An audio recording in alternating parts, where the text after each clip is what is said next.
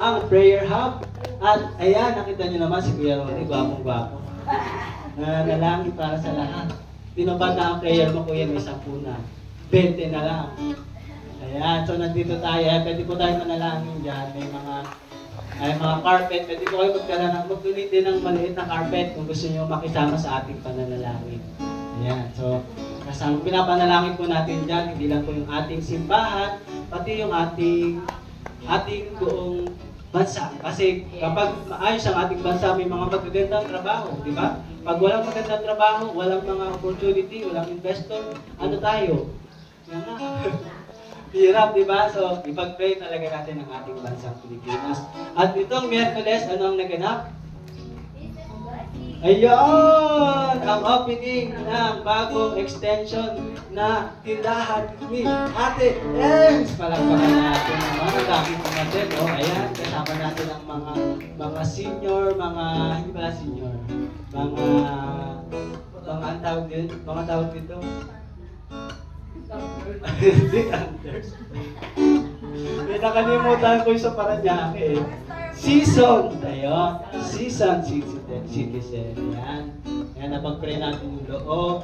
At ito yung mga kabataan. So, let's pray na gamitin yung lugar ngayon na hindi lang magagamit ng pagkain, pero yung mga buhay, no?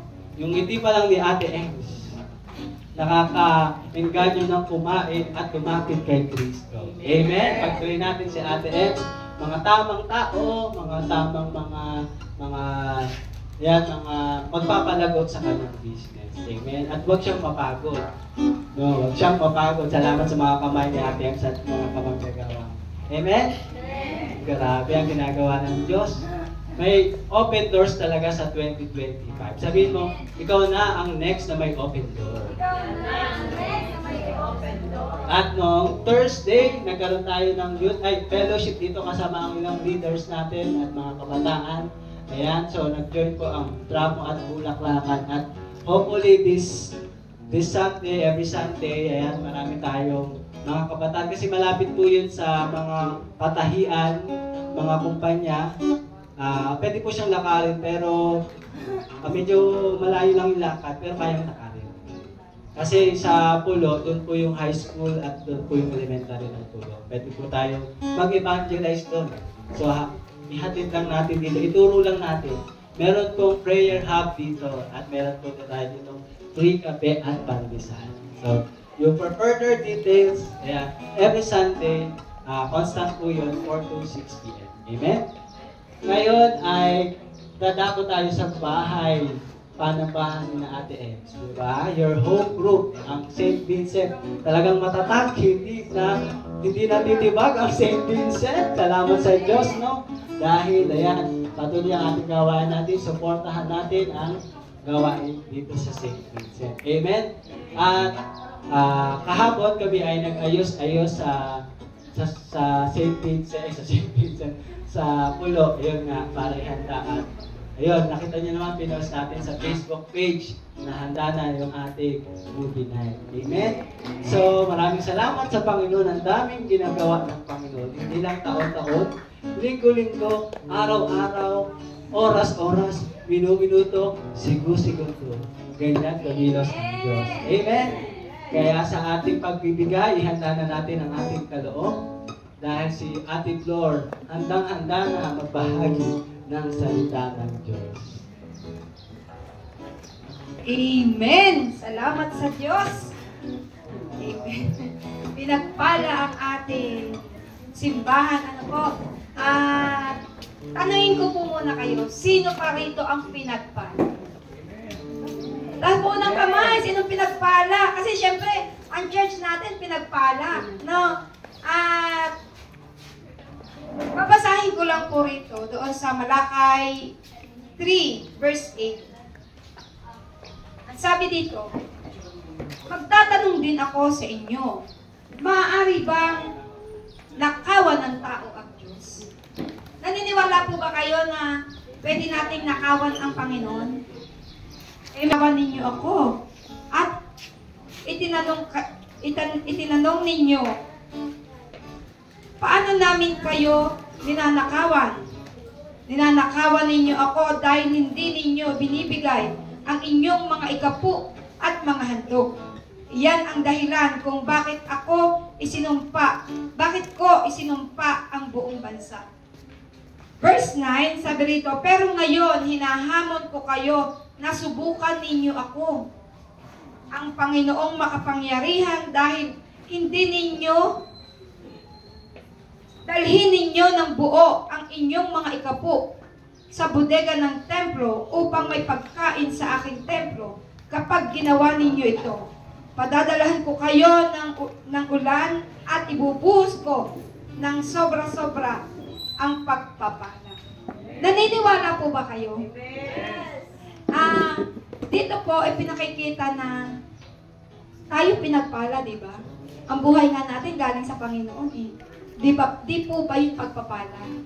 Pero sabi ng Panginoon, ninanakawan niyo ako. Tayo po ay isang, katulad po natin, doon sa may mga negosyo, doon sa may mga nag-aaral, nagkakaroon tayo ng pera. Sino dito walang pera? Kahit piso, kahit 5 piso, wala kang pera. Hindi. Meron tayong lahat na pera. Meron ang mga negosyante, kami mga nagtatrabaho, ang mga estudyante, may pera yan. Katulad ng estudyante, pagka siya'y binigyan ng 30 pesos na baon sa isang araw, ano ba yung itatabi niya para sa Panginoon? Di ba yung sabi yung 10%, ang 10 bahagi ay para sa Diyos. Ibig sabihin, pagka nagkapera ka ng 30 pesos, ang 3 piso, sa 10% nun, 3 piso, di ba? Itabi mo yon para meron tayong maibigay sa simbahan. Kasi, ang simbahan ay talagang nangangailangan. Nangangailangan po talaga yan ng kooperasyon natin para katulad nga ng sinasabi ni Pastor kanina, di ba? Meron ng pagpapala ang simbahan natin. May nag-pledge, may nagbigay na ng 10 upuan. Sino ang gusto rito makibahagi sa pinagagawa ng Panginoon dito sa simbahang ito? Yan. Kaya, kung gusto nyo rin pong mag-pledge ng upuan at yung pangangailangan sa simbahan, open po. Yan. Kasi ang pagbibigay, sa pagbibigay, naandoon yung ating pagtanggap. Dahil sa pagbibigay natin, andun ang pagpapala.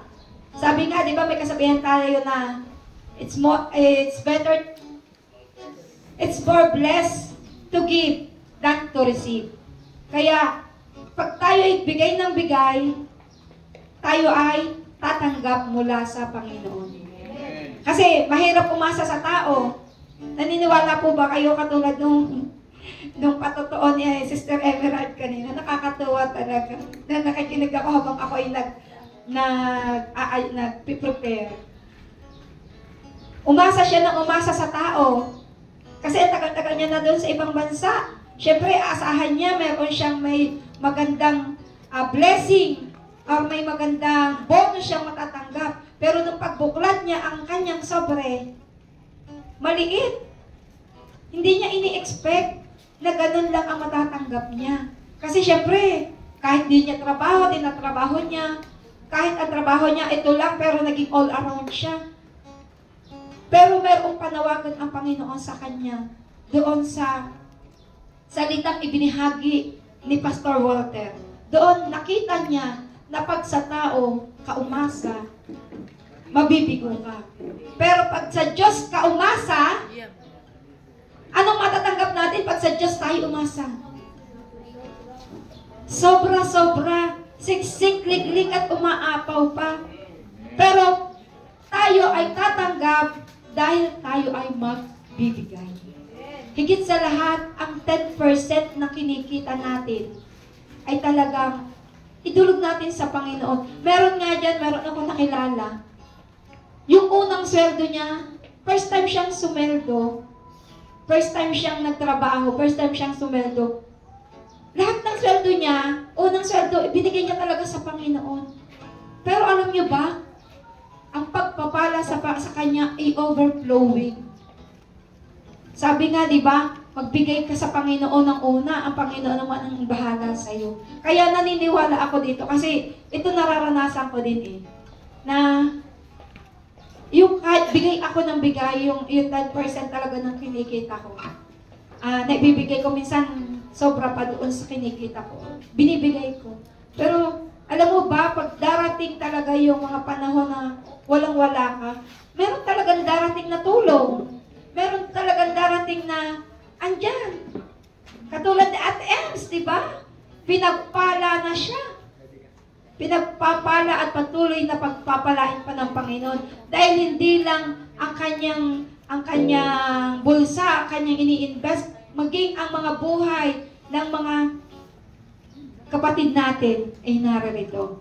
Nakakapag-aakay siya. Ano po? Yan katulad ni Nanay. Yan, ni Nanay Bilen. Mga bunga ng panalangin. Amen po. Yan. At nawa, matutunan natin ang tunay na pagbibigay na mula sa ating puso. Mula sa puso natin na hindi tayo nabibigatan. Kasi kung tayo man ay binigay man natin ang 10% pero parang nag-aalinlangan tayo, parang nag-aalala tayo na kung paano yung bukas, paano yung ganyan. Parang baliwala. Pero pag ibinigay natin yung ating kaloob ng buong puso, ng may kasiyahan sa ating puso, ang Diyos ay laging nandyan para magpala. Amen po? Nawa, naunawaan natin yung 10% ang ikabu ng pagbibigay. Amen po. Yan, at sino na po ang handang magbigay? Itaas na po natin ang ating mga kaloob. Panginoon, maraming salamat, Panginoon. Salamat sa pagmamahal mo, salamat sa pag-ibig mo. Dahil naniniwala kami, Panginoon, na ikaw nga ang unang nagbigay upang kami ay magpala.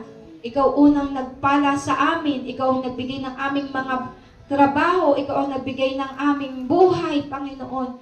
Kaya kami naririto upang makapagbigay din kung ano ang nararapat para sa iyo. Lord, salamat na maraming patuloy, Panginoon, na pagpalain mo ang aming mga kaloob. Maggamit ito, Panginoon, sa iyong kaharian, sa pagpapalaganap ng iyong salita. Maggamit, Panginoon, upang maraming kaluluwa ang maabot, upang maraming buhay, pamilya ang mabuo, Panginoon, sa iyo. Salamat, O Diyos, patuloy na pagpalain mo ang aming mga kamay, ang aming mga paa, ang aming buhay sa paghahanap buhay upang ang pangangailangan ng aming simbahan ay matugunan at madala namin, Panginoon, ang kaloob namin sa iyo. Lord, salamat ng maraming itinataas namin ito sa pangalan ni Jesus. Amen. Yan po. Pwede na po tayong magbigay. Ito po yung basket.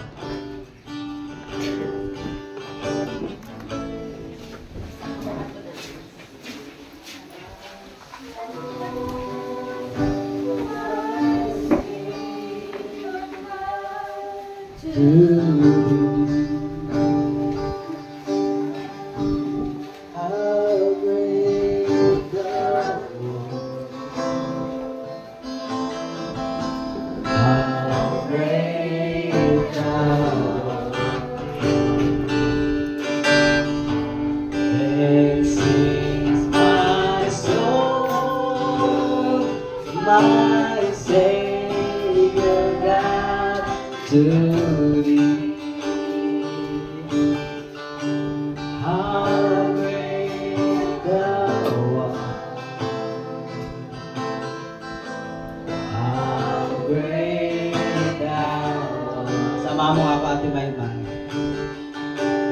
Then sings my soul, my Savior God, to thee.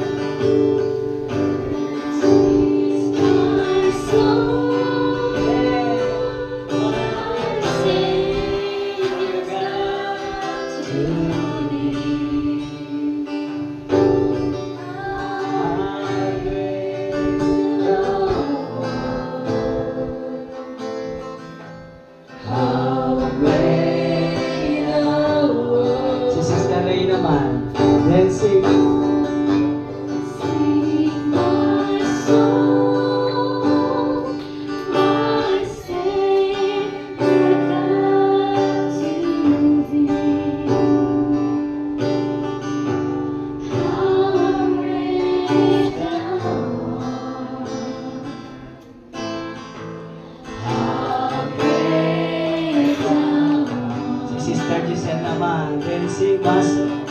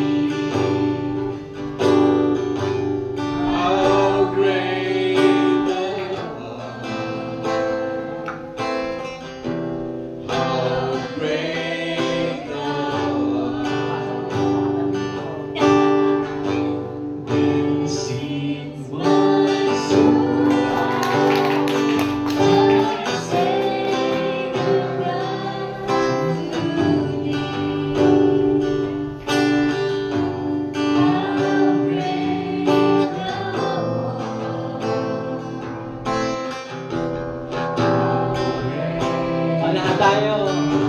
Let's sing my song. This is my soul, my Savior God to thee. I praise the Lord. I'll praise the Lord. For the last time.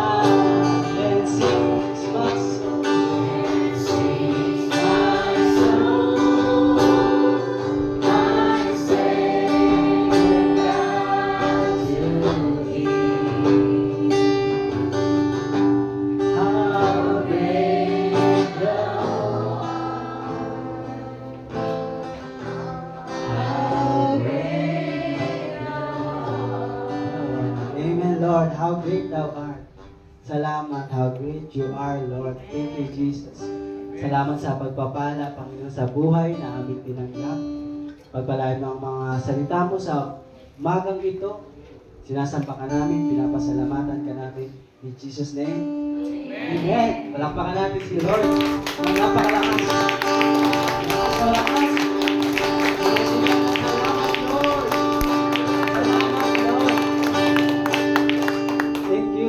Salamat sa kalakasan na bigay sa atin ng Panginoon. Amen po. Sabihin mo sa katabi mo, pinalakas ka na ng Panginoon. Ayan. Sige, sabihin mo pa, pinalakas ka na ni Lord. Ang next step natin gagawin, magpapalakas ka na. Yun. Ng iba. So, pinalakas tayo ni Lord para magpalakas ng iba. So, kung nung Sunday, ang ating naging tema ay there is power in unity sa ating pananampalataya. At yung pananampalataya na meron dapat tayong taglay ay yung ating vision, yung ating mga pangitain na binigay sa atin ng Panginoon ay hindi maging ambisyon. Hindi maging ambisyon, kundi mas sa katuparan. At para mangyari yun, kailangan mo ng motivation. You need to motivate yourself at ang paglilingkod, di ba? Meron ka mang problema sa labas, meron ka mang problema kahit sa loob. Loob at labas, ang hirap, no? May problema ka na sa labas, may problema ka pa sa loob. So, hindi magkamayaw. So, kahit ano man ang problema, kailangan matatag tayo sa ating pananampalataya. Kasi yan yung ating gasolina. Di ba? Kung baga sa sasakyan, imagine niyo ang isang gasolina. Ikaw ay isang sasakyan na nagdadala ng gasolina. Sino dito nakakita na ng gasoline tanker? Di ba pagka nagre-refill siya, imaginein mo na lang ang isang gasoline tanker, walang gasolina. Oo, siya ang may dala ng gasolina, pero siya mismo, walang gasolina.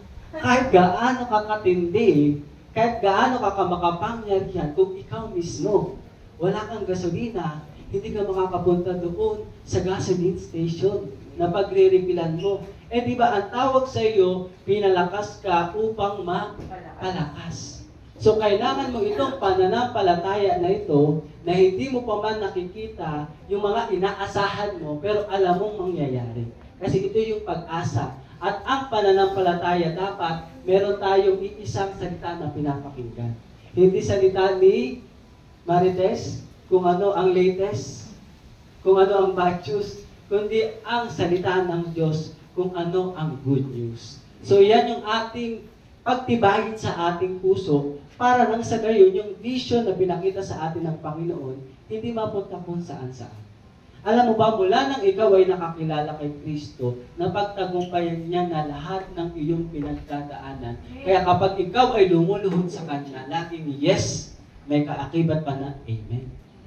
Nakaka-yes ka, nakaka-amen ka sa mga hindi mo nakikita. Because we live by faith and not by sight. We live by faith and not by sight. At sabi ng Lord, hindi natin siya mapapatuwa kapag tayo ay gumagawa lang ng mabuti, kundi mapapatuwa natin ang Diyos kapag tayo ay nananampalataya sa Kanya. Diba? Seek ye first the kingdom of God and His righteousness, and all these things shall be added. So yung shall be added na yun, ay hindi na natin siya dapat masyadong inaalala sa ating ulo. Kasi pag inaalala mo yan, lalaki ulo mo. Ayaw nang, mahirap maglakad no, malaki ulo. Di ba? Ang sagwan, tignan. Gusto ng Panginoon tayo ay balanse. Unahin mo muna siya at dadagdag na lang. Ulitin ko, unahin mo muna si Lord at lahat ay dadagdag na lang. Di ba? Kaya Maxon. Di ba si Maxon nakapag-church? So, pag-pray niya ng aking anak, mayroong konting karamdaman, pero ganun pa man, makakasama natin siya mamaya. Amen? So, saan ba ako patungo sa aking mensahe? Kung united in faith tayo, may power yun. Meron din tayo tinatawag. Ito yung isa sa tinatanong sa akin ni Pastora Donna na i-share din sa inyo. United tayo sa paghayo, pagpanalo sa mga kaluluwang naniligaw. Ulitin ko, we should be united in winning souls for Christ. At sa umagang ito, mga kapatid, bago ka man sa pananampalataya, kung tagal ka man sa pananampalataya, walang excuse. Kasi the moment na tinanggap mo ang Panginoong Jesus, yan ang tibok ng Panginoong Jesus. Humanap ng mga nawawala. Kahapon, may pinapahanap ako kay Joanne. Sabi ko, hanapin mo yung patukan ng projector para sa movie night natin. Sabi niya, hindi ko po makita. Kaya mamaya, hahanapin natin doon. Kasi wala tayong patungan. So, ibig sabihin, ako na may-ari doon sa nawawalang patungan, ay kailangan ko siyang hanapin. Kasi may pagkagamitan siya. Nawawala siya, kailangan ko siyang ibalik sa lugar ko kasi may paggagamitan siya. Nawawala ang kapatid ko, nawawala ang kaibigan ko, nawawala ang nanay ko, nasaan sila, nasa na ba sila, naliligaw sila. Kailangan nating ibalik sa lugar ng Panginoon kasi sa Kanya siya. So sa umagang ito, paano tayo magkakaroon ng apoy, magkakaroon ng init? Tayo ba ay SSS lang? Ano yung SSS? Hindi yung sa government, ha? Ano, safe, seated, and satisfied. Yan yung SSS. Sa iba, na kapag tinanggap mo ang Panginoon, okay na ako, magsisimba na lang ako kasi komportable na ako dito. Pero tandaan nyo, sa lugar na kung saan ka komportable, ang lugar na yan ay lugar ng kabulukan. Lugar ng kapahamakan. Lugar ng danger. Lugar ng kamatayan. Dead end yan. Ang comfort. Tingnan nyo. Subukan nyo matulog sa kwarto nyo dahil comfortable kayo doon. Nang isang taon, huwag kayong lumabas. Ano kaya itsura nyo? Ano kaya itsura ni JJ? Diba? Mahaba na kaya balbas niya? Buhay pa kaya siya? Diba? So, kung titignan nyo, ang comfort, hindi yan maganda kapag matagal. Maganda yan pag pansamantala. Pero pag pansamantagal, nakakamatay. So, Okay lang na ikaw ay bagong mananampalataya at hindi pa ganun kaapoy matakat. Pero dapat hindi ka mahihinto na hanggang dyan ka lang. Sabihin mo sa katabi mo, huwag kang hihinto na hanggang dyan ka lang. Tayo'y tatayo at hahayo. Amen. So una, may 5 akong gustong, kailangan united tayo. Na ang simbahan na to, this church, vision ng church, to know Christ and to make Him known. Ibig sabihin, pag may buhay kang tinanggap, kapatid, di ba, nagalang intro po? Pag may buhay kang tinanggap, kailangan yan nagbubulwak. Ibig sabihin, pagkabuhay yan, kailangan yan lalabo. Kagaya ni na Ate Marisa, kapag sila ay nagtatanim sa landscape, yung maliit nila tinatanim na damo, o kaya kung anumang halaman, dapat yan, pagdating ng isang linggo, dinidiligan, inaarawan, o kaya nililimliman, dapat sa susunod na linggo, siya ay mamumulaklak. Ang tanong, nakailang linggo ka na? Ikaw ba ay namumulaklak na? O nagtatago pa? Unang tanong, para hindi tayo mahirapan sa ating pag-aakay, paano ka ba naka-encounter sa Panginoon? Paano ka ba nahuli? Kumbaga sa isang mangingisda, paano ka nabigwit na? Paano ka nadala dito? Paano ka nadala sa the hub of Christ? Yan ang unang tanungin mo. Kasi kung hindi mo alam kung paano ka napunta dito at ikaw ay nagsisipa-sipa ng lata, tapos nagaganon-ganon, ay, may church dito. Iba pala yung di ba? Iba naman yung sister. Hindi naman siya gumagano. Hindi naman siya nagsisipa ng lata. Ibig ko sabihin dito, paano ka nahuli ng Lord? Paano ka naka-experience ng encounter sa Panginoon? Yun dapat ang una mo. Totoo sa'yo. Paano naging totoo ang totoong Diyos sa'yo? Maaari kasing alam natin totoo ang Diyos, pero paano siya totoong namumuhay sa'yo? Maaaring kilala mo lang siya sa pangalan, naririnig mo ang pangalan, ano spelling ng Jesus? J-E-S-U-S. Pero wala pang malalim na relasyon. Kilala mo lang minsan siguro ang crush mo. Di ba? Mga kabataan. Pero wala pa naman kayong relasyon. Kilala mo lang siya. Pero gusto mong mas lumalim. Kaya kailangan mo siyang ma-encounter. Di ba? Yung ibang kabataan na encounter, magpapadapa ako sa kanya. Di ba? Tapos mag-a-idol. Nagkaroon ng encounter. Love at first sight. Kailan kayo nagkaroon ng encounter ni God? Sa moment ako nag-encounter sa Panginoon, nung alam niyo yung patuto ko, nung ako'y hirap na, ako'y nakahiga doon sa aking pinapangamuhan. Lord, ang hirap ng buhay. Lord, kailangan kita. Noon ako nagsig. Hanggang may umawit na, kasalanan ko ay pinatawa, ginawang anak niya, sa langit pupunta, o kay buti ng Diyos, at ako'y binaon niya. May umawit lang na gano'n. Panasan ko ang presensya ng Diyos. Kailan ang encounter ko sa Panginoon? Pag iyan ay malinaw sa inyo, nalinaw na kayo ay naka-encounter sa Panginoon. Sabi sa Romans 6 verse 5 to 6, na-encounter niyo ang Diyos, nagpakumbaba kayo, humingi kayo ng tawad, tinanggap niyo siya bilang Panginoon at tagapagligtas. Ang sabi po sa Romans 6 verse 5 to 6, sapagkat kung nakasama na tayo ni Kristo sa isang kamatayang katulad ng kanyang kamatayan, tiyak na tayo ay makakasama rin niya sa muling pagkabuhay na katulad ng kanyang muling pagkabuhay. Alam natin na ang dati nating pagkatao ay naipako na saan? Sa krus kasama niya upang mamatay ang ating makasalanang pagkatao at hindi na tayo alipin na kasalanan. So kailangan sa ating paghahayo, buo ang iyong patotoo. Buo ang iyong pagkatao at ang pagkatao mo wala na sa sarili mo. wala ka na sa ganun. Wala ka na sa sipa.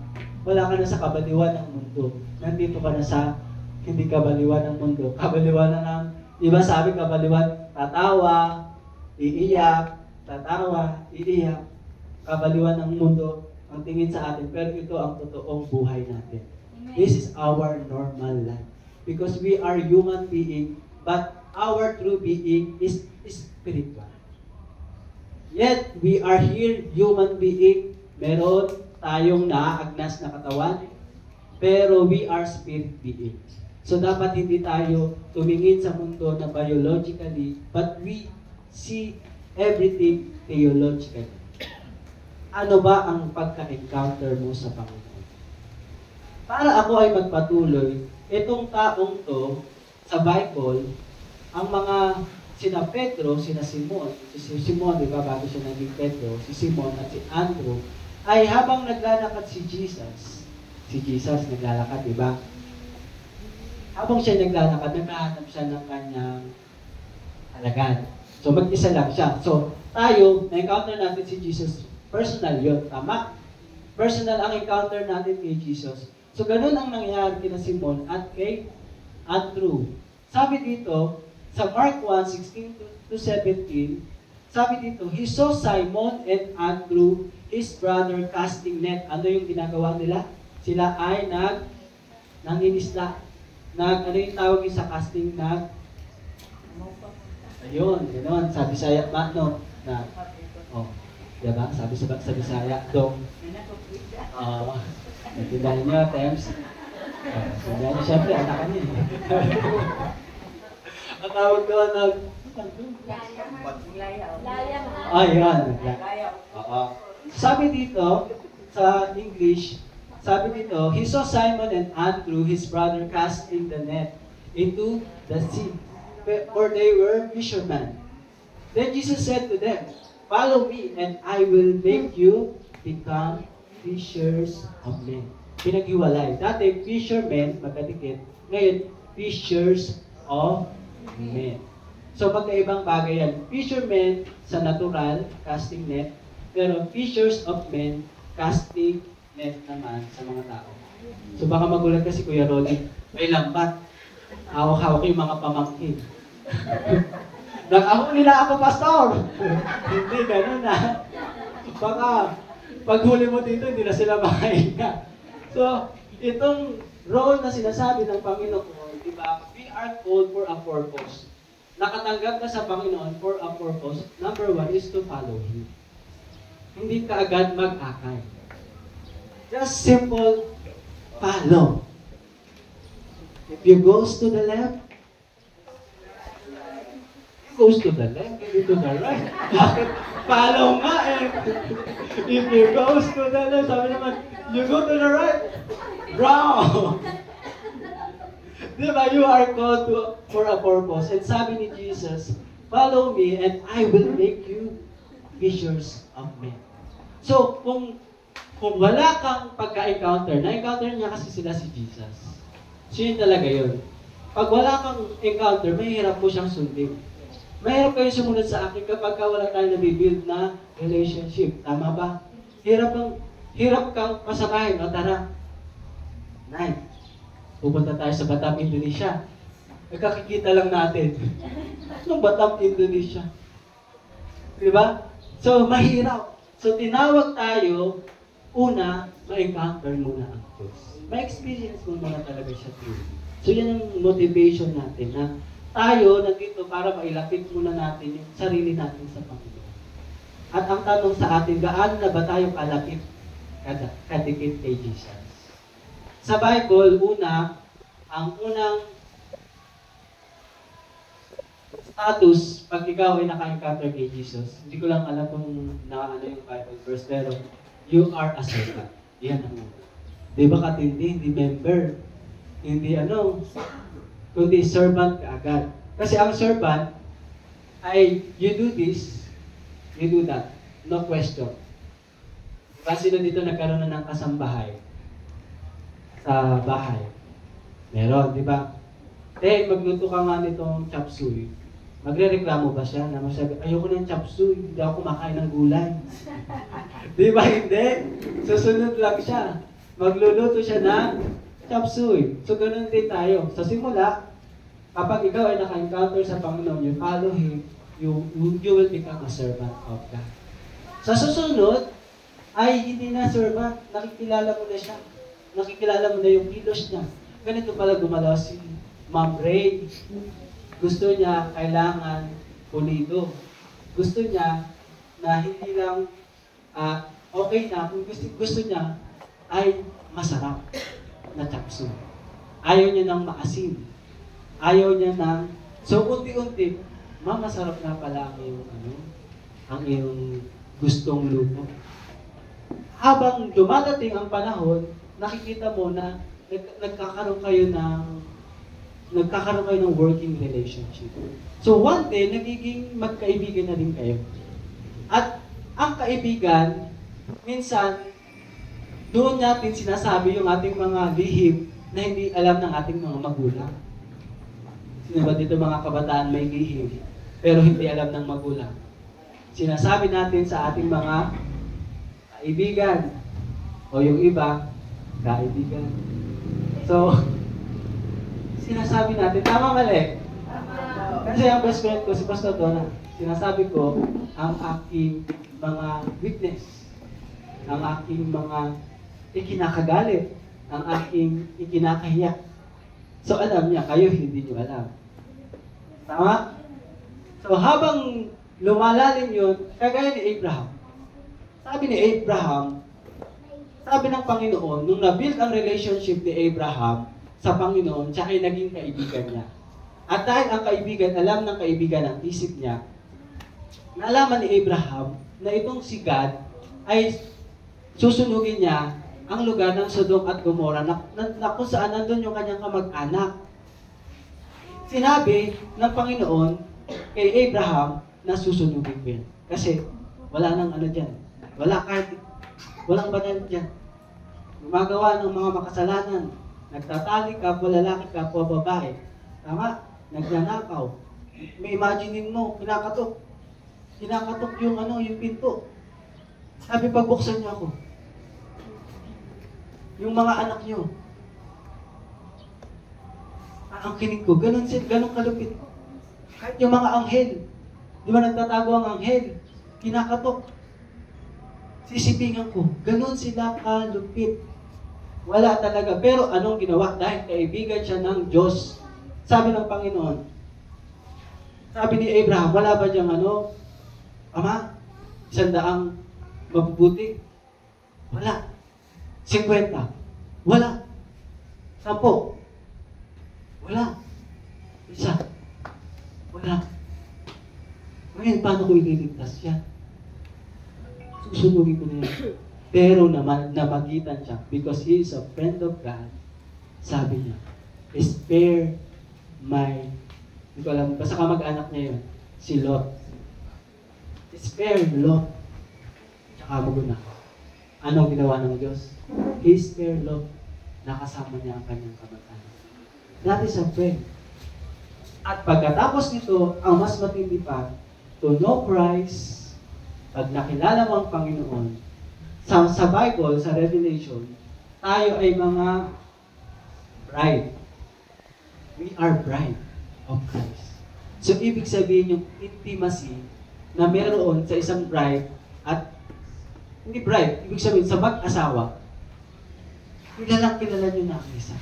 So, tayo ay magiging kaisa. Kaya kailangan malinaw sa atin kung ano ba ang ating encounter sa Panginoon. Saan pa tayo patuloy? Paano ba natin nile-level up yung ating relationship sa Panginoon?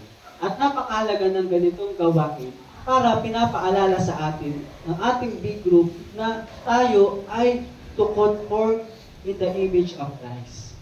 Na tayo nilikha ng Diyos para hindi lukuban ng demonyo. Itong sister ko, nadidemonyo na naman. Hindi ganun. Kundi tayo ay nalulungkuban ni Kristo, na tayo ay maging kawangis niya. Tayo ay nilikha ng Diyos para tubukin ng demonyo. Pag sinabi naman na demonyo si sister ko, tinutupok mo naman siya. Hindi ganun. Ang demonyo, papaalisin mo sa kanya. hindi si sister ang iyong tutubukin. Kasi ang demonyo, humahanap yan ng mga tao, depressed, suppressed, obsessed, lahat ng may stress. Papasok yan para ikaw ay mawala sa Panginoon. Ang gagawin mo, you are the image of Christ. Tutubukin mo. Ika-cast out mo yan in Jesus' name. Yan ang patotoo mo. Dahil tinanggap mo siya, makikita mo ang kabutihan ng Diyos sa kanya. Yan ang number 1. Alam niyo na ang gagawin niyo. Kailangan niyong ma-encounter ang Diyos at lumalim ang kanyang relationship sa inyo. Yan. Nasaan na ang aking number 2? Number 2. Ano ba ang number 2 kung tanong? Number 2 kung tanong. Ano naman ang motivation ko? Yan. Tanongin mo sa sarili mo, sa katabi mo. Ano ba motivation mo? Kapatid. Bakit ka gumigising sa umaga? Para mag-Nescafe. Para magkape, sabi ng palatalas-tas. Tama, kape. Si Kristo ay ating ipakilala to everyone. Amen? So ano ang motivation mo para ikaw ay magpatuloy? Yan. So, kasi kung wala kang motivation, matindi ang challenge. Tama? Merong vision sa iyo. Kapag ka wala kang motivation, ano nagmo-motivate sa iyo? Ibig sabihin, walang nagpapastor sa iyo. Tama? Wala kang sinusundan. Meron kang sariling vision. So, bukod sa ambition, ang mangyayari ay vision. Imbis na vision, nagiging division. Meron kang sarili. Pero kung meron kang nagmo-motivate sa'yo, tingnan mo, ang mga kabataan, anong nagmo-motivate sa inyo para maglaro? Diba? Nakaka-star. O kaya, ano pa, mga motivation natin pagka tayo ay sa mga makamundo. Kasi merong nasasatisfy yung ating flesh. Tama? So yun yung nagmo-motivate sa atin. Paano naman pagdating sa spiritual? So, kailangan natin makita ano ba yung motivation natin para yung pangarap mo, pangarap ng Diyos, isa, ay hindi maging ambisyon. Kasi ang ambisyon ay parang imposibleng mangyari. So, para magawa yun, kailangan talaga may nagsasalita sa buhay natin. Meron tayong brothers keeper, meron tayong Bible study, meron tayong devotion, meron tayong prayer life. So, yung motivation natin, lalo tayong mga magulang, para ang ating mga anak ay ma-motivate, lalo tayong lumago sa pananampalataya. Kasi ang mga anak, tumitingin yan madalas kanino? Sa magulang. Walang ibang unang tinitingnan niya. Ang anak ko, nagaganito ako, nagde-deodorant ako. Kinukuha niya yung deodorant ko, nilalagay niya pa sa mukha niya. Kinukuha niya yung toothbrush ko, nagtutoothbrush din siya.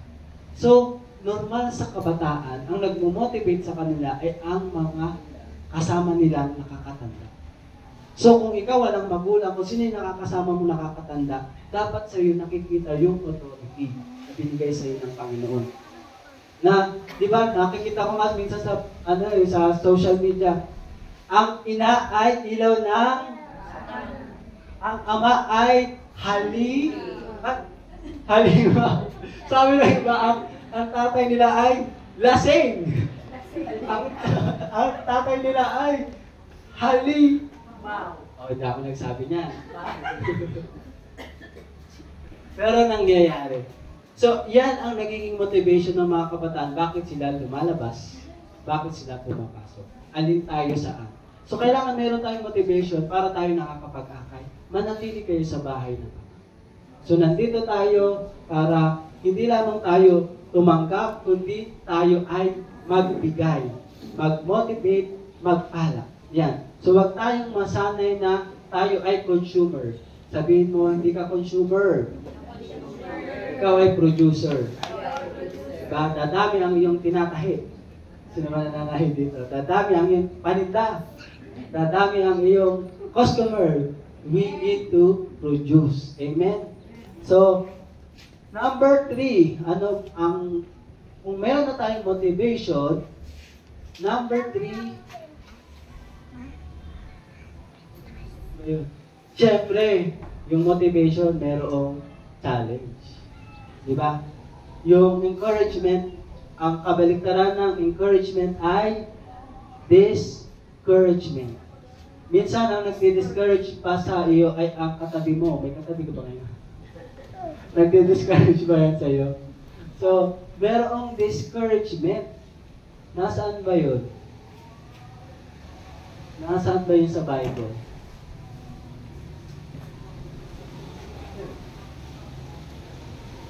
Merong kwento ang Panginoon nung time na siya ay nagpakain. Siya ay nagpakain ng 1,000. Siya ay nagpakain ng sobrang dami, 5,000. Pero sabi niya, hindi niyo ba nakita na ako ay naghimala? Hindi pa ba kayo naniniwala?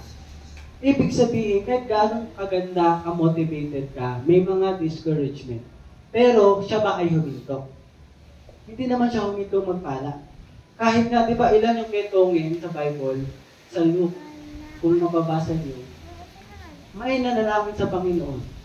Nagpunta sa kanya, 10 ketongin, lahat ay kanyang pinagaling. Pero, nung sila ay gumaling na at bumalik sa bahay nila, ano ang ginawa nila? Bumalik ba sila sa Panginoon? Hindi, isa lang ang nagpasalamat.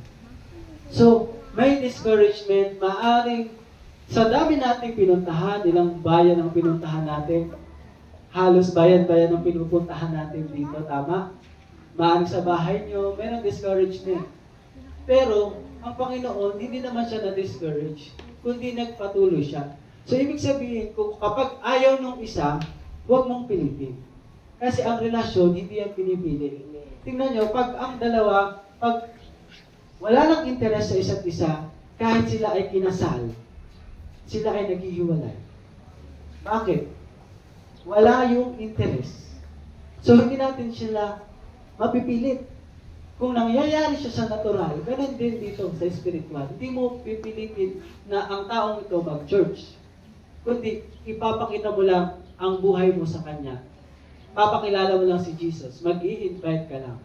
Magpapakain ka lang. Kagaya mamaya. Hindi ko sinabi sa inyo, mangaral kayo pagka kayo ay mag-invite. Alam mo ba, pagka ikaw ay hindi nag-church, mapupunta ka sa impyerno. Hindi gano'n. Sabihin nyo na mag-church ka, meron po tayong gawain. Ganun lang kasimple. May kakilala ka na merong may sakit, pwede ba kitang ipag-pray?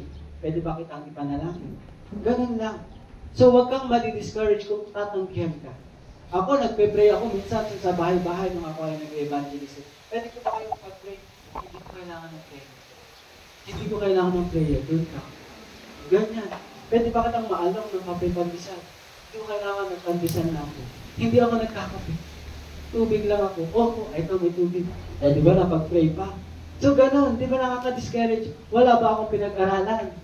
Wala ba akong kinikita para ikaw ay para akong nagmamakaawa sa iyo? Meron naman. Pero hindi nga ito sa position mo. Hindi ito sa narating mo. Kundi yung nawawala. Kailangan nating mahanap yun. Yung nawawala kasi gagamitin na yun, mamaya. Yung nawawala kasi masusunog na ang Sodom at Gomora. Kailangan kong manalangin, Lord, wag mong kukukin ng Sodom at Gomora, nandun pa ang kamagalan. Hanapin natin sila hanggang meron pang ngayon. Sapagkat bukas ay hindi na. Bukas ay bukas na, hindi natin alam ang panahon. Kanina nga, sabi ko, Sister Giselle, nasaan ka na? Sabi ko, tinawagan ko siya, hindi siya sumasagot. Tumawag siya pabalik. Pastor, nandun ako sa isang uma-attend sa akin. Yung kanyang nanay, emergency, nire-revive ko. Kaya lang, violet na. Wala. So, hindi natin alam ito. Hanggat merong salitang ngayon, invite mo siya. Kasi tayo ang ilaw at asin. I will make you ruler over many things. Matthew 25 to 21. Gusto ng Panginoon na ang ating hunger, ang ating vision, yung compassion natin, yung uhaw natin na maging follower niya ay mapagtagumpayan natin at makarating tayo doon sa salitang Matthew 25 to 21, well done, my good and faithful servant. Diba? Yan ang salita ng Diyos. Ngayon, kung may challenge, meron tayo solusyon. Lahat ng challenge, tandaan mo, merong solusyon. Sabi mo, lahat ng problema may solusyon. Yan, may solusyon. May solusyon sa mga problema natin yan. Yan, mayroon ako tips. So, pag ikaw ay fisher, sino na ba dito nakapangisda sa karagatan? Diba? Hindi ka kagad nakakahuli, Kailangan mo, meron kang pagtitimpi, meron kang pagtsatsaga, at meron ka ding skill. Kasi tinuruan ako ni Pastor to, nang isda kami sa Batangas. Pinag-aano niya ako ng buhok, sabi ko, ba't si Pastor kaya-kaya?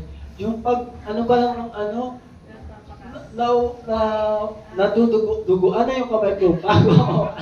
Tapos meron pa pala yung pangulay na parang hipon. Ano ba ito? Sabi ko, ito yata yung kinakain ng anak ko, yung parang yung jelly na matamis. Iba pala yun. Meron pala talaga ganun laruan. Tapos ihagis mo ng gano'n. Malayo. Sa 8 oras, ang huli ko, wala. Number 1, meron akong tips. Some people are really good at fishing. But any can do it. May magaling, pero lahat tayo pwede mag-start. May magaling, pero lahat tayo ay pwede. So, ibig sabihin, meron talagang tinatawag na evangelist na kapag ka pinausap pa lang niya, napatanggap niya kaagad sa Panginoon. So, may challenge natin, hindi lahat tayo evangelista. Hindi tayo lahat evangelista. Meron lang talagang taong evangelista. Ang atin lang gagawin, tayo lang ay maghihikayat. Meron dito akong hipon. Halimbawa, ako hipon. Akong hipon. Dito tayo. Meron tayo ditong kainan. Meron kaming pakain dito. Diba? Ganyan. So, meron kang pangakit. Walang masama na ikaw ay nang aakit na papunta sa Panginoon, hindi pangakit doon sa patay sindi. Ikaw nga, naaakit, walang nang-aakit sa'yo. Nakikita mo lang, patay sindi. Ay, patay sindi sa gabi, alas 12. Makapunta ka. Diba?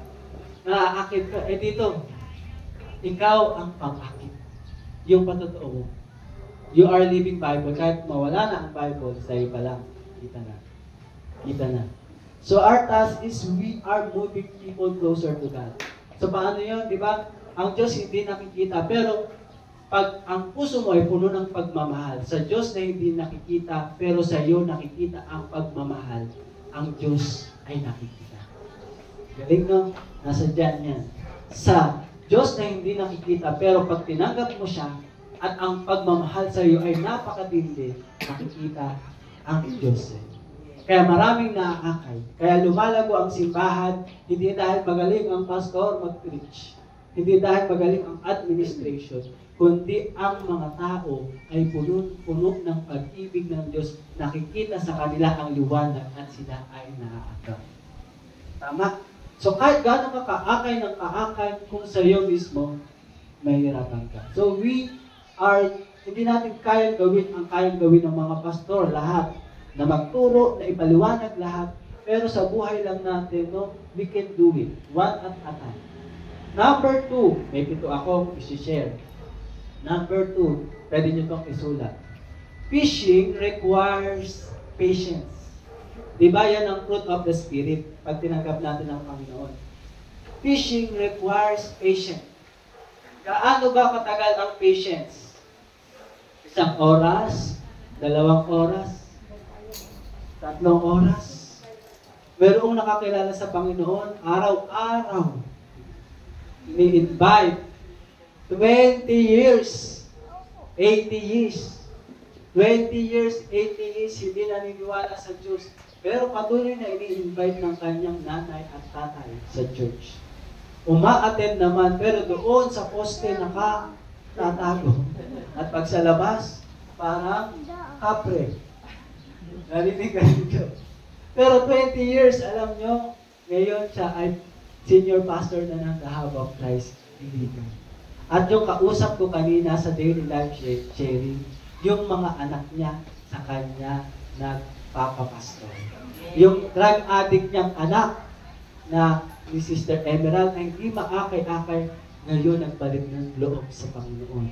Siya ngayon ay may maganda ng trabaho. Yung isa niyang anak, ngayon natanggap doon sa Australia. Isa ng magaling na electrician. May mga bagong sasakyan, bagong bahay, ginagamit ngayon sa Iligan. So imagine mo, yung atheist, nawawala itong taong to, nawawala, kailangan mong hanapin kasi doon sa lugar ngayon. Merong addict, merong hindi alam ang gagawin. Gagamitin ko siya doon, mighty. So ganun din sa akin, ganun din sa inyo, ganun din sa atin. Fishing requires patience. Ang mga anak natin, nagsisimula pa lang yan, nagbubuo pa lang yan ng mga patotoo. Minsan papasok yan sa patay sindi. Minsan papasok yan dyan sa mga relationship. Sa mga bagay na hindi dapat pinapasok, punong-puno ng curiosity. Pero dumating man sila sa ganoon, kailangan hindi natin sila itataboy. Patuloy natin silang yayakapin. Kasi tayo ay nilikha ng Diyos para maging ilaw. Para hanapin ang nawawala. Ang salita ng Diyos ay hindi para sa mga banal. Ang salita ng Diyos, mga kapatid, para sa magnanakaw, mamamatay tao, kidnapper, sinungaling, nagmumura, nangangalunya, nakikipagtalik sa kapwa babae. Lahat yun. Wala dito nun. Nasaan yun? So saan tayo hahayo? Sa labas. Fishing requires patience, gentleness. Amen. Sabi sa Colossians chapter 4 verse 3 to 6, let us pray this one. Let us pray for us that God may open a door for our message so that we may proclaim the mystery of Christ, for which I am in chains. Pray that I may proclaim it clearly as I should. Be wise in the way you act toward outsiders. Make the most of every opportunity. Diba? Pag may kakilala ka, nagkaroon kayo ng transaction, make the most of every opportunity and let your conversation be always full of grace, seasoned with salt, so that you may know how to answer. Malinaw po. Alam niyo na po. Unti-unti na po ba na naliliwanagan ang ating purpose? How to become fishers of men. Ready na ba kayong humayo? Yan. Kaakit-akit na ba ang iyong puso, ang ating ugali, kagaya ni Kristo? Sabi mo, nag-church po, yung ugali, di ba? Huwag ganon. Kailangan nagbabago ang ating buhay. Amen? So, number 3, fishermen learn how to deal with discouragement. Fishermen learn how to deal with discouragement. Kagaya ng nabanggit ko kanina, na even Christ, after Jesus fed 5,000, He said to them, you have seen me and still you do not believe. Sa Bible, sabi yan sa John 6:36, as I told you, you have seen me and still do not believe. So, yung success ng ating pag-witness sa gagawin ng Panginoon, sa ating pag-invite, lagi lang tayong humayo, huwag tayong ma-discourage, basta tayo ay led by the Spirit. At hayaan natin na ang Diyos ang magpalago. Ikaw ang nagtanim, tama, Tek? Ikaw ang nagtinig, tama, Sister? Pero ang Diyos, hayaan natin gawin ang kanyang trabaho. Huwag nating agawan ng role, description ng Diyos. Si Lord ang magpapalago. Sabihin mo, si Lord ang magpapalago sa iyo. Pa-follow ka lang. Sabihin mo, follow. Follow Jesus. One way. Jesus. You're the only way that I can live for. So, let us have courage, no? 2 Corinthians 1:20. For all of God's promises have been fulfilled in Christ with our resounding yes, and through Christ our amen, which means yes. So, lagi nating ma-encourage tayo, bagaman hindi pa ngayon, may bukas pa, bagaman hindi pa ngayon tayo kikilos, pero hindi man siya magbigay ng response na ine-expect mo, hindi pa man ngayon. Di ba, ilan dito, bago nag-response, matagal. Tama?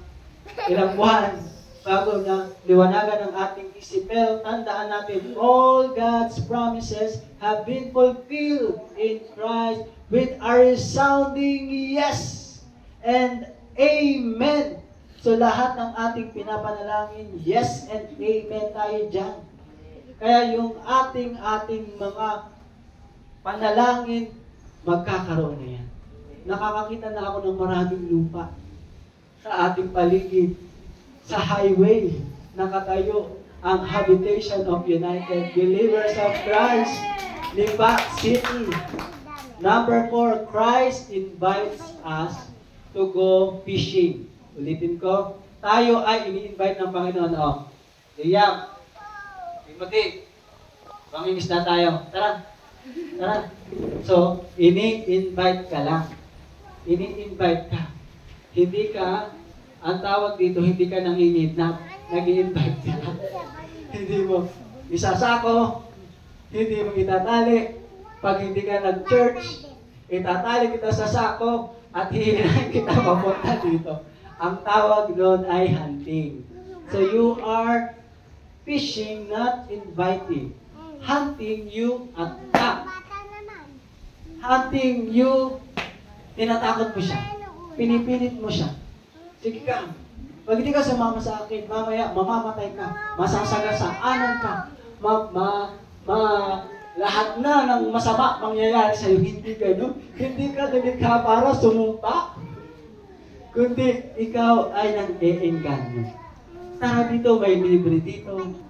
Meron ditong libreng kaligtasan. May libre dito, meron pamilya dito. 1 Peter 1 verse 15 to 16. Dinodraw natin sila sa ating sa kabanalan na meron tayong tinanggap sa Diyos. Diba? Be holy because I am holy. So, naa-attract sa'yo, nanay, ang iyong apo, ang iyong anak, papunta dito dahil nakikita niya na ikaw ay nagdiliwan. Nakikita niya na ikaw ay talagang iniiwasan mo na yung mga nagbibigay na hindi kalugod-lugod sa mata ng Panginoon. So nakikita niya, ay, si Papa, si Mama, himala, hindi na nag-aaway. Dati yung aming bahay ay parang impyerno.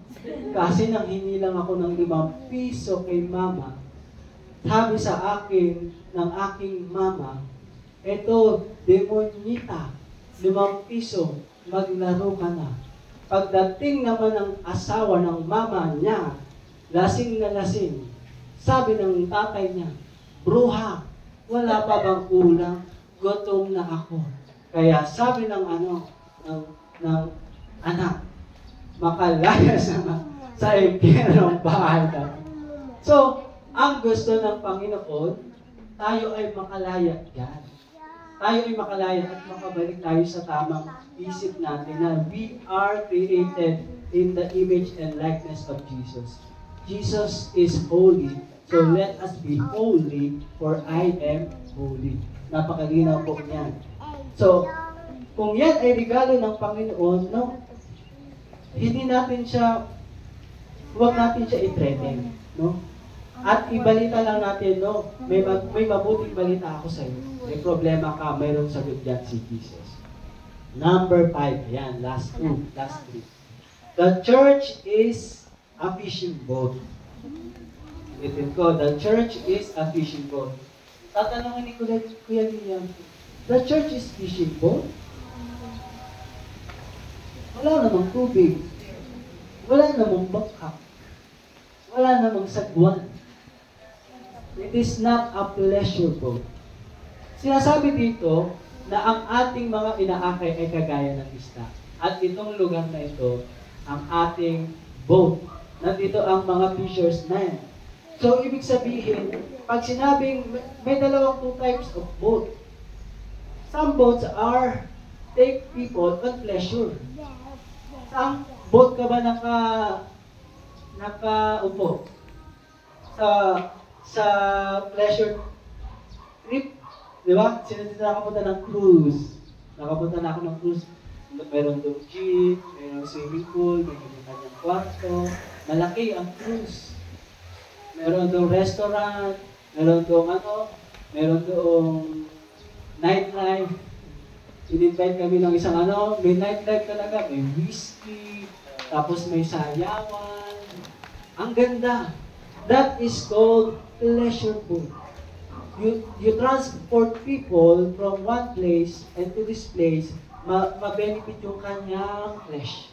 But here, sa boat na meron sa the hub of Christ, hindi kayo dadalhin sa flesh.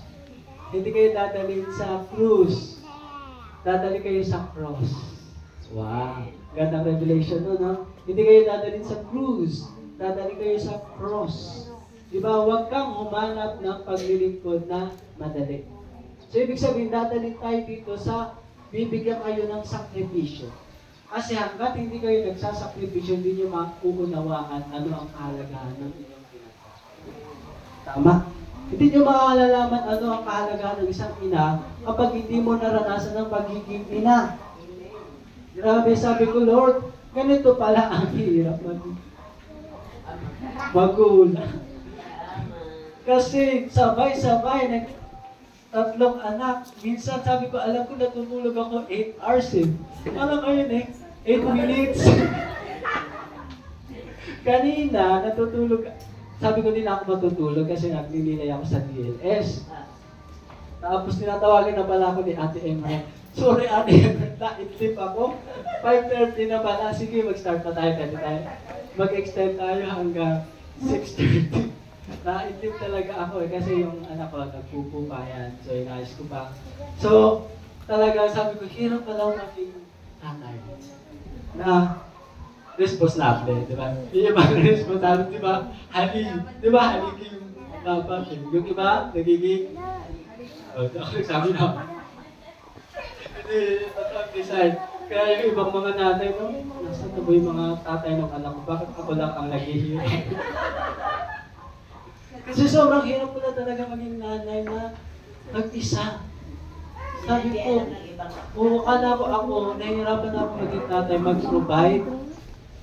Sabi ko, ang hirap. Madaling sabihin mahirap, pero yung maranasan, ang hirap. Talagang ang hirap. Yung, sabi ko, Lord, first time ko umiyak. First time ko umiyak ng ganito kasi ang hirap talaga na meron kang alam mo yun, sabay-sabay, tapos may responsibilidad sa simbahan, may responsibilidad sa trabaho, may responsibilidad sa mga anak, sa asawa, paano mo pagsasabay-sabay. Kaya may mga tatay na nagpapakamatay. Doon ko na unawaan na kahalagahan na mayroong nag-mentor, mayroong nagmo-motivate sa iyo, na kailangan talaga natin dalhin ang mga tao dito sa simbahan kasi nawawala sila, gagamitin sila ng Lord. Na kahit nandun sila, marami silang kapagalan sa mundo, pero dahil naranasan nila dito sa training ground natin, mayroong nagbubuo sa atin. Kahit meron kang tatlong anak, kahit meron kang simbahan, kahit meron kang trabaho, the joy of the Lord is my strength. Alam na habang ako nananalangin, sabi ko, grabe, yung aking pag-iigting ng kalakasan, sabi ko, hindi ko ito mararanasan pag natulog ako. Kanina, sabi ko, pag pinagpatulog yung pagtulog ko kanina, sabi ko, ay, 5:30 na. Pag pinagtulog, sarap ka akong matulog, maintindihan naman siguro ko ni Ate Emerald.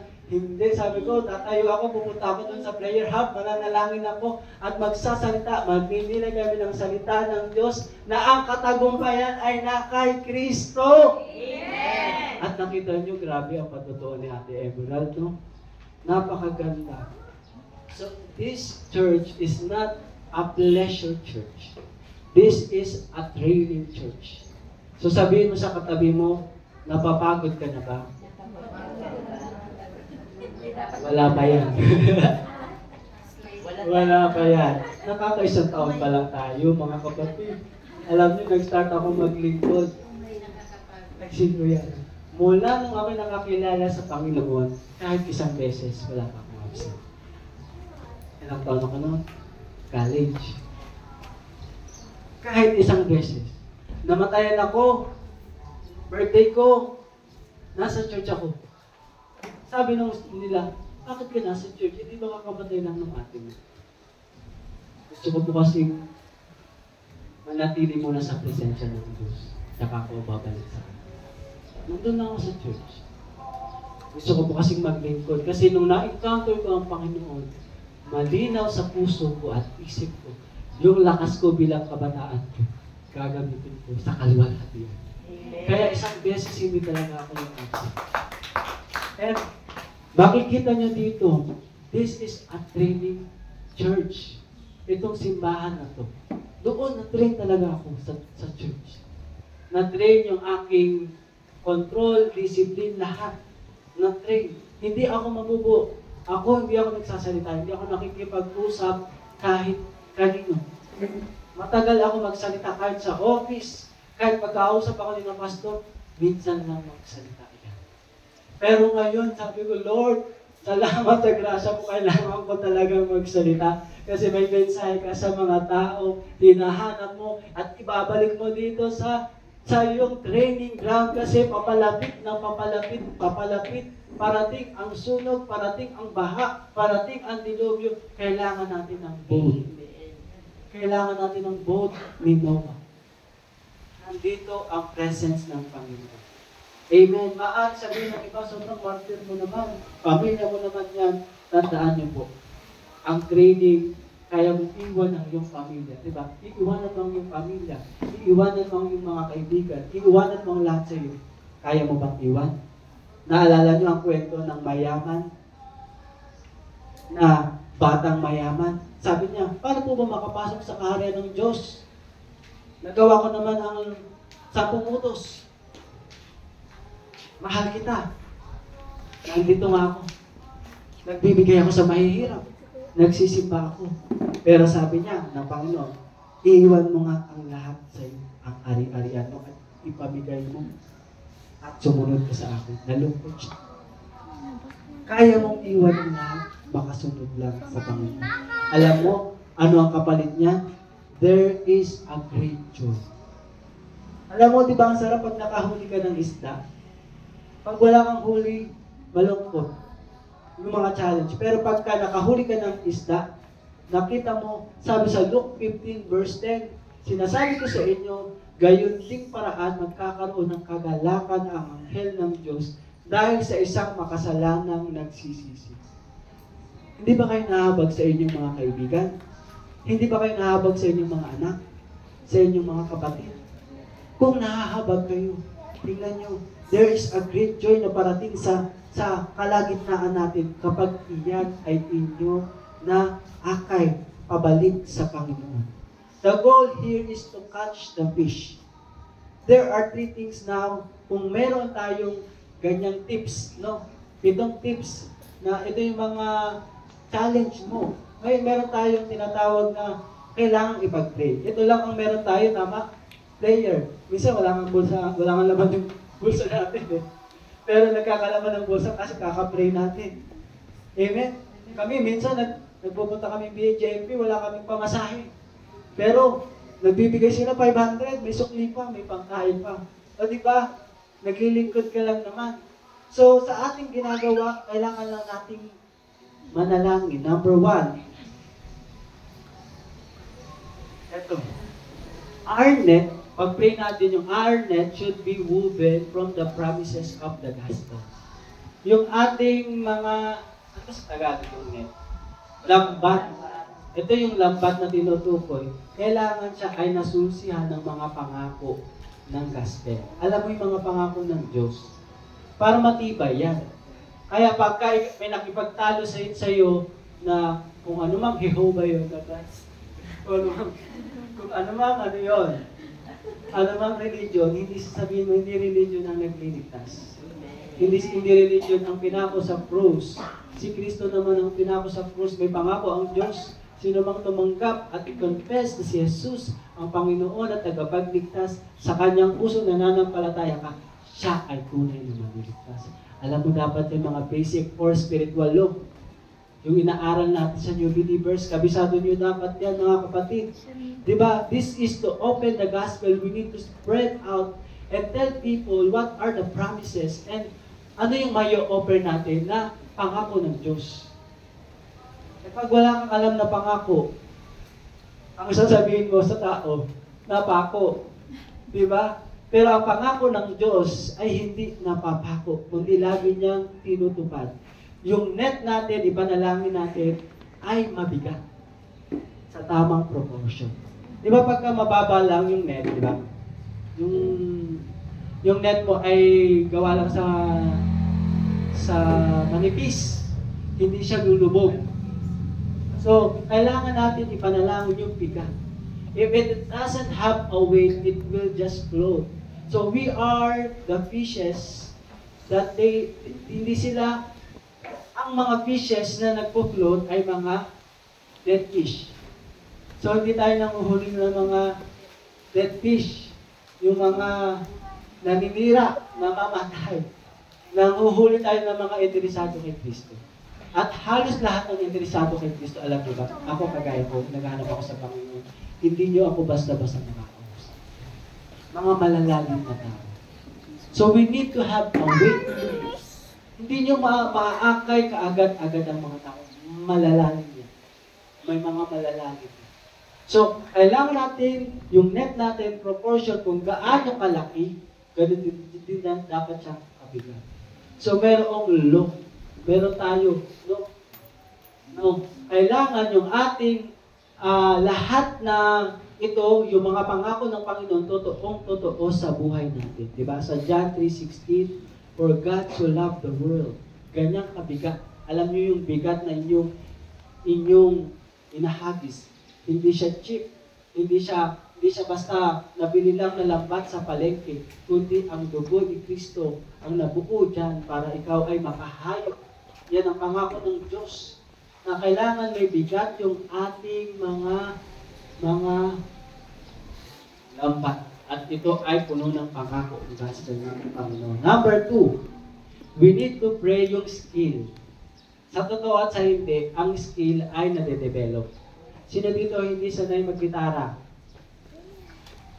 Lahat. Marami, di ba? Pero nade-develop yan, kagaya ni Sister Joanne. Nakakapag ano yung nakanta mo nung sa big group? Todo bigay. Ang papuri, todo bigay, di ba? Nakita ko si Nanay Belen nagsasayaw, todo bigay, oh. O, di ba? So may skill, natututunan yan. Alam niyo ba si Andrew ay mahiyain? Si John naman ay mainitin ang ulo. Si Peter naman ay pabigla-bigla. Pero habang pinapalo nila si Jesus Christ, yung pagiging mahiyain ay nagiging kawangis ni Kristo, nagiging bold. Yung pagiging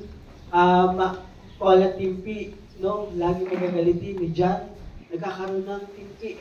Yung pagiging madalos-dalos mag-desisyon ni Pedro, ay nagkakaroon na siya. Di ba si Pedro, andali niya magsabing magtatwa siya pero nade-develop niya. So, kailangan natin to when we met Christ sa ating buhay, we focus our eyes unto Jesus. We focus on Him para patuloy tayong nade-develop. Ano ba tayo? Sa Bible kasi mayroong fivefold ministry. Kailangan mabuo ang fivefold ministry para magkaroon tayo ng strong church. Apostle, prophet, pastor, evangelist, teacher. Walang nakalagay, gitarista. Walang nakalagay, worship leader. Yan talaga magkaroon ng strong, united Christian church. Kailangan natin yan. Ma-develop kang magturo, ma-develop kang magsalita, ma-develop kang mag-declare ng mga pangako ng Diyos. Ma-develop ka na magpastor. Turuan mo ang mga anak mo. Kung ang anak mo hindi mo napapasunod, napakataas ng will, at walang respeto sa iyo, paano ka pa makapaglilingkod? So kailangan sa iyo pa lang, sa bahay mo pa lang, nakikita na, natututunan niya. dito sa ating sacrificial boat. Amen? Sa ating training boat. Huwag na sacrificial. Natapos na ni God yun eh. Pero yung sinasabi mo sacrifice, yung sa ating pagsasama-sama ng dito, may sacrifice yan. Mayroong money ka ilalabas, tama? Meron kang time na effort na ilalabas. Meron kang marami kang ilalabas dito. Pero yung experience mo naman, kami mag-asawa ni Pastor Donna, ang na-experience namin talaga dito, yung contentment. Whether we eat, whether we do not eat, minsan, di ba, we do it for the glory of God. At number 3, dami ko pala to, sige. Meron pang 4, 5, sige. Ayan, kailangan number 3, yung interest natin sa people. Kailangan may interest ka sa tao. Huwag kang introvert ka, pero mahilig ka sa tao. Pwede ba yun? Introvert ka, ayaw mo sa matao. May ganun, di ba?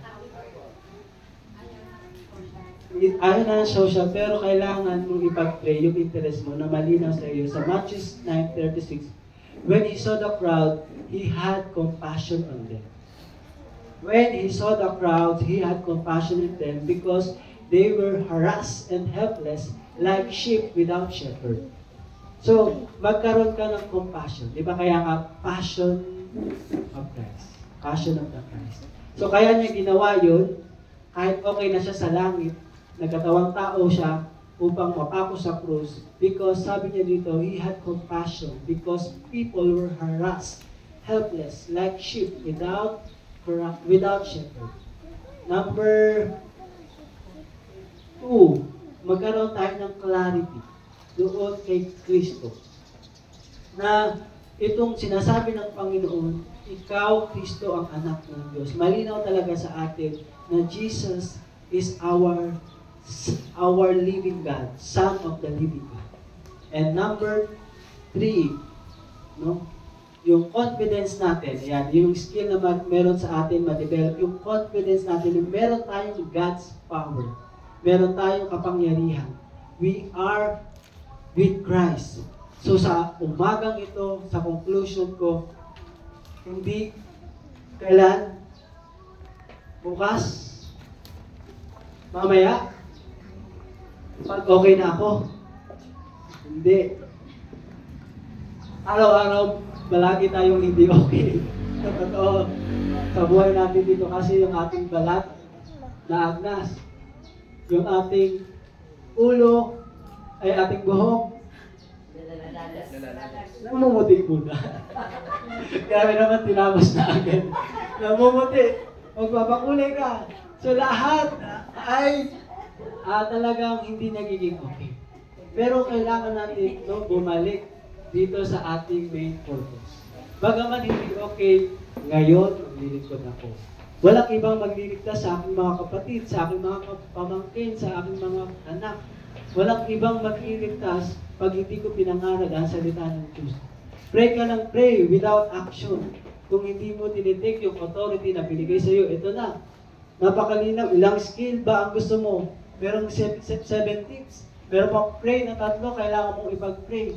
Meron pa kung saan galing. So napakalinaw na ang purpose natin bilang mga mananampalataya, kumilala sa Panginoon, hindi lang maging church attender.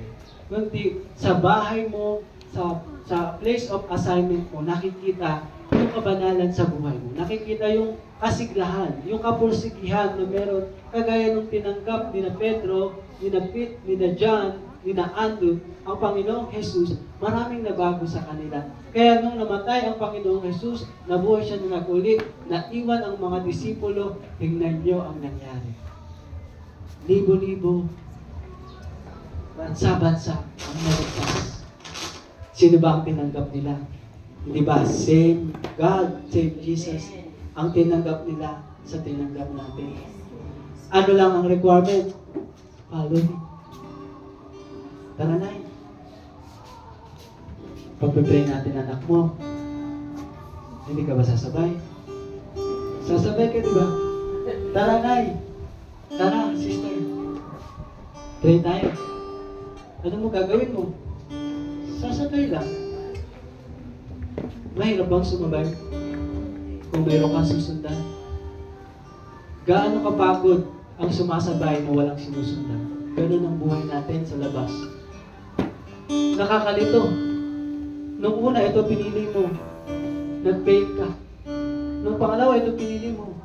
Nag-fail pa din. Naalala niyo yung babaeng Samaritana? Tawagin mo ang iyong asawa. Sabi ng Diyos, wala kami. Wala po akong asawa, sabi niya. Oo, sapagkat magkaroon ka ng 5 naging asawa. Pumunta siya dito, pumunta siya dito, pumunta siya dito. Walang satisfaction, walang contentment. Ito lang ang requirement ni Lord. Gusto mo ng contentment? Follow me. Follow Him. Follow Jesus. Hindi follow Pastor Mark. Hindi follow Hub. Follow Jesus. Wala mong inahayag dito, mga kapatid. Si Jesus. Si Jesus na. Hindi naman po ako napako sa krus. Meron po bang butas? Wala. Si Jesus. Napako sa krus. Mabuti siyang Diyos. Hindi siya nagkukulang. Mabuti siyang Diyos, hindi siya nagbabago. Sabihin mo sa sarili mo, Lord, ang dami ko ng kulang sa buhay ko. Ang dami ko ng kahinaan. Pero Lord, nandito ka pa rin. Yung kalakasan na binibigay mo sa akin, napaka-available. Sino akong tao para iyong isipin? Sino akong tao para sa araw at gabi? Ako iyong tunghayan. Pero dahil ikaw nga ay ikaw, ganyan ang puso mo, ganyan ka. Lord, sorry. Sorry. Sorry, hindi ko alam na nasa heart ko ang totoong nagmahal sa akin. Hindi ko alam na pinagpalit ko ang totoong yumayakap sa akin. Sorry. It is time to awaken our spirit na wala tayong ibang gusto sa lugar na ito. Kahit tayo ay detrenta o kahit tayo ay tatlo, wala tayong ibang gusto maparangalan dito. Ang Diyos. Madami nga tayo. Liko naman ang buhay natin. Ano ang pipiliin mo? Maganda na, madami na. Tuwid pa ang buhay mo. Tayo tumayo, tayo mananap. Hallelujah.